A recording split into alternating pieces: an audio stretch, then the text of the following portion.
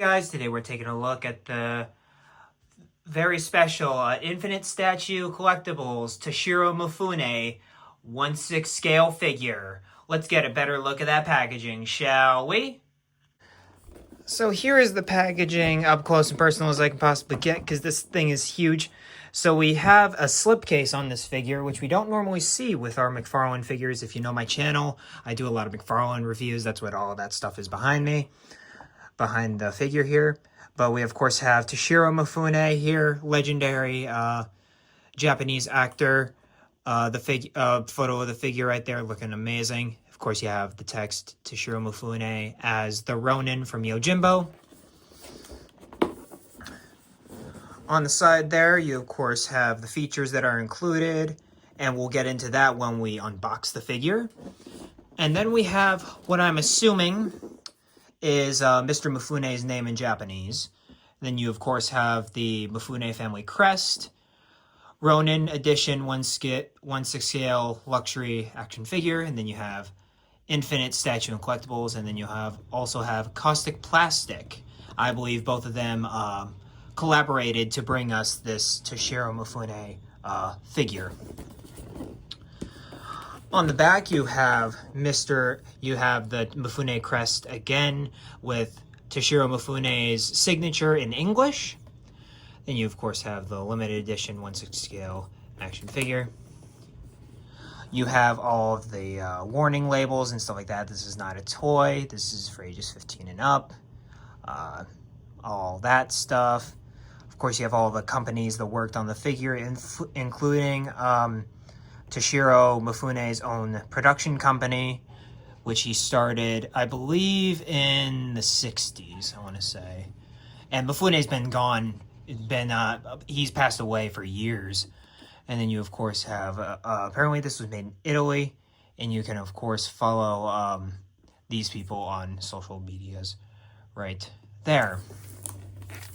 And, of course, you have something very similar to the other side, where you have Mr. Mifune's name at the top, the Japanese film legend that he is. I'm assuming, again, I can't read Japanese, but I'm pretty sure this is Mr. Mifune's name in Japanese. And then the Mifune family crest, the Ronin stuff with the different companies that are making this figure. And if you undo the slipcase, you have the actual window for this figure. And so there is the window with the contents and all that stuff, which we'll get into momentarily. On the side, you have the same side, at least for one of them, you have the same side as the actual packaging. Then on the back, you have a bio of basically going deep into the Mifune as an actor, highlighting some of his career, and then also getting down to the nitty-gritty of what this figure has in store. You, of course, have all the companies that have teamed up to make this figure here. Of course, you have, again, Mr. Mifune's signature with the Mifune family crest, and then the limited edition right there. And then on the side, you have, again, Mr. Mifune's name in Japanese, Toshiro Mifune, the Japanese film legend, which he is. Again, the companies on the side. And then under, you just have that. Again, Mr. Toshiro Mifune, Japanese legend. Toshiro Mifune, Japanese legend, which he is. But, alright guys, let's get this dude out of the packaging. And here is Toshiro Mifune out of the packaging here. And before we take a look at the figure himself, we're of course going to take a look at the other contents. Which up first, we have some pamphlets that they gave us, like this here, where it basically is a thank you letter for getting the figure. And of course, the credits for all these people who put in so much work to get this figure made. And just letting that sit for a bit, because they truly did a phenomenal job with this piece. And then you have an artist rendition of Mr. Mifune, and an older Toshiro Mifune, not from Yojimbo, from like his more 80s stuff. Like, you'd see this in, like, Shogun, you know? And then you, of course, have some of like, what to do to preserve the figure, defective stuff in case of defective product, and then ensuring, giving out contact information for defective products, stuff like that. But after that, we of course have the accessories, which we'll get into. Which up first, he comes with a water bottle, which is what he uses in Yojimbo, because this is obviously Sanjuro, his appearance as Sanjuro in Yojimbo, one of his most iconic roles of his career. This is what really got him. I mean, he was a landmark actor before. I believe. I think Drunken Angel really got him off the ground, and then he really struck it big with Seven Samurai. That's just because it's a phenomenal movie. But him and Takashi Shimura really got their careers sent to the stratosphere in Seven Samurai, because Takashi Shimura actually appeared in both Seven Samurai and the first Godzilla. So, yeah, that man definitely won. And Mifune did too, obviously. But, yeah. And this is the water bottle that he uses in Yojimbo, and it looks very nice. The plastic looks very wood. I appreciate that. This honestly could be wood. It might be wood. And then you of course have the ring, which I think since there's some loose string right there, you can tie it around, maybe so that he's like carrying it. But I'm not gonna do that because I don't want to. But there's the bottle, and then he comes with mainly two accessories. He's holding one of them right now, and the other one is a tanto, which has an interesting pattern on the hilt there, with the brown wrap and the silver. You also have the silver on the butt of the sword right there. And you have the gold handguard right there, and the metal blade, nice shiny die-cast metal blade. What you would expect with a figure like this, so it's really cool to see that. And then it has a sheath. And I'll show what all this looks like at the very end on the figure, but I did it just for showcasing off the figure. It's the only reason it's not on there. And then we, of course, have the actual sword, the actual katana that Mifune has. I'll just spin that back around so he's looking at us. And then you just pull that out. And you won't have to worry about paint rubbing or anything, because the hands are a rubber, like a more rubbery plastic, so that's really nice.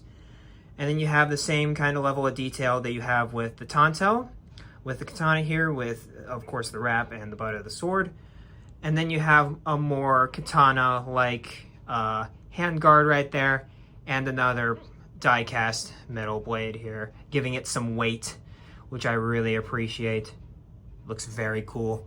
And then it also comes with a sheath, and you just insert it. Ah, come on. Insert it like so. And then Kaustic, Plastik, and Infinite Statues do a very interesting thing with how they cover the hands thing. Because, I believe Hot Toys just leaves it open to a more wrist peg and multiple hands kind of scenario. This because, of course, Toshiro Mifune shows his wrists off a lot in these films. He's honestly kind of more wearing like kind of a short, not necessarily a short sleeve shirt, but not exactly like a full-on shirt. So you see his wrists a lot. So to prevent seeing that ugly ball joint, they just have interchangeable forearms instead of interchangeable wrists, which I really dig. even though it does present some posing limitations, as you saw, I couldn't quite get him to two-hand it the way you probably want him to two-hand the sword, but I did manage to do it, so there is that. And then, so he comes with a majority, decent amount of hands here. He, of course, has this weird closed hand, which I'm assuming because you have the thumb open there, you put the loop around there, and he acts like he's holding the water bottle, which is a cool little feature there. So there's that hand. He has kind of a more relaxed hand, and also each of the colorations on the hand, you notice there's some pinks in the hands, and of course you have the wrinkles in the hands, because you know, obviously, the lines in your hands are like a fingerprint. So there's that too, which I find really fascinating. Wonder how accurate that is. And then you have this hand right here, which I don't know what this hand is supposed to be, but this hand certainly does exist, and it's kind of like a kind of hand, but I just don't know what this is. If anybody actually has this figure who's watching this video, let me know. I'd really appreciate what this hand is actually for. And then up next we have this kind of hand, which I think is to hold another sword holding hand, I think. Yes, it is. But to what end, I have no idea, because he predominantly uses his right hand for his swords. So I don't know what this is trying to be. So it's very interesting that they gave us that hand as well. And I'm just gonna put the sword back in the sheath because I am a OCD freak. And then it comes with, and then the figure also comes with this set of hands, which I find very fascinating, and I'll demonstrate them towards the end of the video. So for this hand right here, this hand is made for holding the sheath, and I'm sure you can assume what happens next with the other hand. So he's holding the sheath, right? And in every single samurai movie that I've seen, anyway, there's always a scene where they don't know if they should pop the sword before they wreck shit. And so it looks something like that. Just imagine that real quick.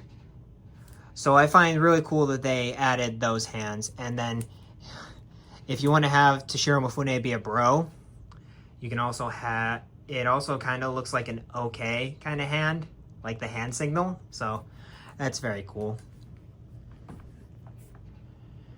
And then let's demonstrate how this actually works with the hands here. So you roll up the sleeve here, and since you notice that this is usually where like pins would go for like a double jointed shoulder, for a double jointed elbow, this is not the case here.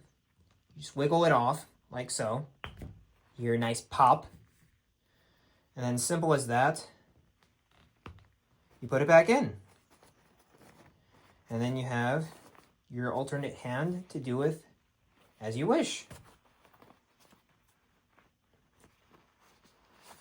But, and then one last pit stop before we take a look at the figure. We're like 10 minutes into the video, and I haven't even taken a look at the actual figure yet. But we also have a stand, which is what he was standing on at the beginning of the video. But it of course has his name in Japanese again. Up at the top, he has this printed texture of what looks like a kind of Edo period walk here. And it's printed, so there's no like texturing or anything. It's kind of whatever. But there's also magnets in it. And there's magnets on the bottom of his feet. So if you just place him on the stand, the feet automatically shift, as you can kind of see right there. And there are 4 magnets across the base. So you can do a lot with him actually standing on there. It's a really good job of, so he doesn't tip over and you break your high-end Toshiro Mifune figure right there. But so let's talk about the figure now. And let's get a zoom in on that head sculpt right there. Just zoom in. And I will say, this head sculpt is dynamite. As a person who saw Seven Samurai in 4K at, I believe it was the Music Theater in Chicago, the Music Box Theater in Chicago, studying this man's face for 3.5 hours, it looks like I'm meeting the man in real life. It's astounding how good of a portrait they got with this figure, even with the glimmer. They even got the glimmer in the eyes right. And then look at the pores on the skin. Everything is just A1 on this figure. I mean, as you'd expect when you're paying this much for your own Toshiro Mifune, your own high-end collectible Toshiro Mifune. And you, of course, have the beard, because, of course, in Yojimbo, he plays a scruffy man with Wandering Ronin character. So he, of course, has not had the opportunity to shave, so he has more of a 5 o'clock thing going. And it looks really good. I really appreciate it. And he, of course, has the top knot up there with the gorgeous flowing black hair with a little bit growing out the back like so. So really nice portrait. There's not much better you can get from this. And we can now proceed to go a bit farther down on the figure here, where you have the Mifune family crest here on different segments of the kimono here. You, of course, have them on where his two breasts would be. So there's some right there. There's one, what would be, I'm assuming, on the side, if you have it right. So there's one right there. There's one on the back of the figure as well. And then there's one on the other side as well.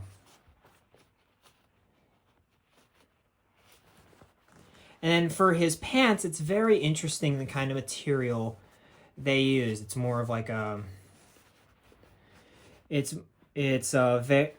don't know what kind of material this is, but I've seen it in a lot of Japanese movies. Like I know in the Straw Hat Ronin in Ghost of Tsushima, use this material a lot there too. So if you can tell me what kind of material this is for all my either Japanese history or aficionados or just Japanese people in general, I'd be amazed if Japanese people actually watch my videos. But the material here for what's essentially his pants looks very nice. You of course have the loop right there, which again looks very nice, and you have the creases, which are easy to mess up. And I'm trying so hard not to mess up any of the creases to no avail, but they all look, I mean, how many more times am I going to say really nice in this video? You of course have the dives into, because he's supposed to be wearing a full-on kimono, but obviously to move around he's going to need a bit more freedom in the pants. I don't know why Japanese people wore such baggy pants, probably for the freeing movement, I'm guessing. But outside of that, I don't know what the specific choice is on that. Again, I'm American. I don't know things. And then at the bottom, you have some wear and tear on it. I know the light doesn't really pick it up that well, but there is some kind of wear on the bottom to make it look like he was kicking up dust and it got onto the actual pants, which I really appreciate. And towards the bottom, you actually have some rope on his sandals, which I really like. And you can even see his toes skin color peeking out of the socks, which that's just awesome. That's just A1 right there. We really appreciate that. And at the bottom, you of course have the straw at the bottom, and I'm assuming it's just a magnetic plate under this to fit in with the base right there. And it goes all the way to the heels, which is awesome. We really appreciate that. But as they say,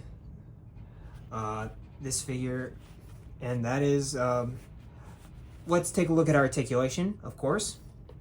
So he has a standard, looks like a double ball peg in the head. So very posable. He can, of course, look all the way around. Of course, head pivot, move his head pretty decently far up and decently down. He has ball joints in the shoulders, and this is where things get really tough. So I hope I don't stress anything, but he has very good butterfly joints in the arms.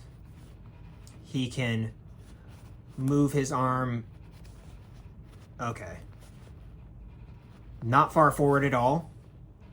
That's as far as I'm gonna move it, and then that far backward. So you're largely moving it out, not exactly forward. And then it has a bicep swivel. It has double jointed elbows, so you have nice range in the elbows there. And then because of the wrist, you obviously have no wrist articulation, so the bicep swivel does a lot of your wrist, what would typically be your wrist swivel, the bicep swivel just does that. And then for the torso, he can crunch pretty decently forward, surprisingly. And then he can move pretty decently far back. And then for the legs, he can move that far forward because, again, they are connected at the seam, so you don't want to rip anything. They can move that far back. They can move that far out, which I mean isn't a lot, but still, he does have a double jointed knee, which is really cool. We like that. And then for the ankle is very hindered because they have a plastic molding around the sock, so he can only move that far down, that far up, and of course has ankle pivot like so, and rotation all the way around for Mr. Mifune here. By the way, I just remembered what this hand is for. So in Yojimbo, he does a lot of this where he like touches his face like this. But during a lot of those scenes, he tucks his arm inside the sleeve, like inside the kimono here. So I'm not going to do that largely because that would be a lot of time. But he does that. So this is what this hand is for. And I just completely blanked that. Some Mifune fan I am. And here's Toshiro Mifune compared to the deluxe McFarlane figures. Since I don't have anything like 1/6 scale to compare them to, we of course have Swamp Thing over here and Necron right there. And I will say, Toshiro Mifune was a relatively short man. I believe he was somewhere around 5'8". I mean, a simple Google search could have done that, but he was a relatively short man. And I know Swamp Thing is like 13 inches tall. So if it's 1/6 scale, I'm sure they do scaling better than McFarlane, but like it seems a bit tall for Mifune, who was definitely not a tall man, especially compared to Kurosawa, who was like 6'3". So there is that, but overall, I mean, this is practically what I've got, folks. This is what I've got to work with. And here is Toshiro Mifune compared to Three Jokers Batman here, a standard 7-inch figure, and let's just say, I bet Mifune wishes he was this tall. And here he is, finally about to whip out that katana and mess some fools up. But overall, I'd say this Mifune figure is absolutely breathtaking. I mean, down to the clothing, the head sculpt alone. My God, that head sculpt is so good. And of course, you know, the die-cast accessories, stuff like that. A true collector's item. Any fan of Toshiro Mifune would be absolutely in love with this thing. I know I'm gonna try to find the most dynamic pose I possibly can for the thumbnail of this video. He's so toyetic, ironically, despite the fact that he is, of course, a collector's item. But I mean, the base, man. I wish I had somewhere to put this guy, because I would absolutely make this man an absolute beautiful piece to my collection. And I mean, the fact that we can even do this pose right here is absolutely marvelous. And I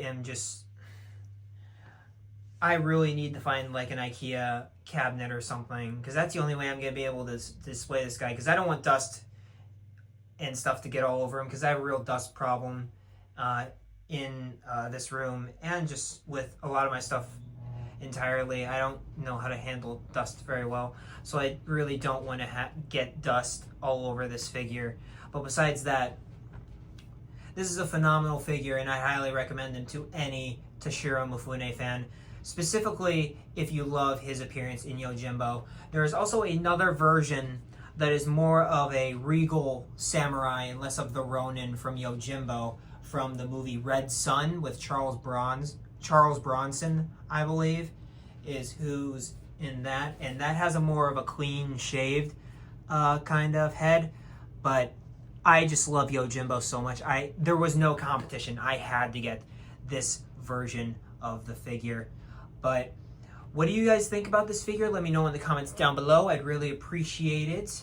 And of course, like and subscribe too. It really gets me through the editing process of this whole thing. I'd really know what your guys' opinions are of this figure right here, because this man, I am a huge samurai film fan, and this is just tickling all kinds of boxes for me. It's just I am just so unabashedly thrilled about this figure right here.